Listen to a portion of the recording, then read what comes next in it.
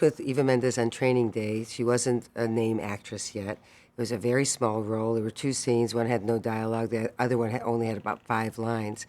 And yet it was a star-making turn for her. People began to know who Eva Mendes was. How?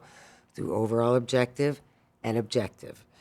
And what we did was we looked at what is the overall objective given the circumstances for this woman. She's involved with and yet not married to Denzel Washington's character, who's a power man. He's all about hurting people through his power of wielding a gun and being a cop and being a rogue cop.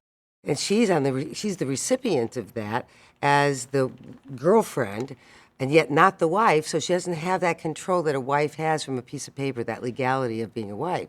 We came to realize that the overall objective was about power, about getting her power back, because every time she was with him, and we saw him, even the few times that she was, it was always about getting her power back because he was always taking it away.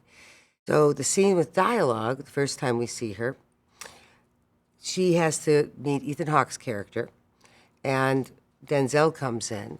And what we came up with was that she was going to put it out there to Ethan Hawke's character that she was interested, and to put in a bit of a seduction very subtly, because she knew that if she went too far with it, she'd get beat up for it, but enough to make a point of, I'm hot, I'm worth something, other people want me, and so you should realize that you have a real gem on your hand, something really special.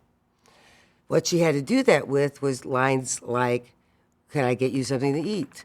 What would you like to eat? I mean, it was very kind of non-dialogue that wasn't driven by that at all. So it was all being done with behavior. It was all being done with the way she looked at him or dealt with Denzel. And with that, she was able to get her power back, and we saw something of significance as opposed to a person who's just playing the girlfriend of the star of the movie. And we see that so often in movies where you have a small part where that person's not doing anything with it because they didn't make it about a journey of importance, a journey of significance.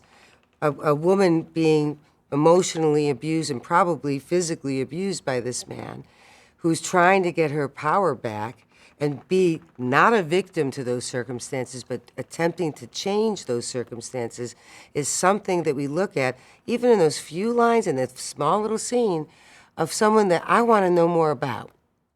Because that's a person of dynamic nature. That's a person who's doing things against all the odds, pushing the envelope about somebody who's conceivably can beat her up and kill her and hurt her. Certainly through the movie, he's killed a lot of people, so he's capable. And challenging that for her own empowerment is pretty damn special.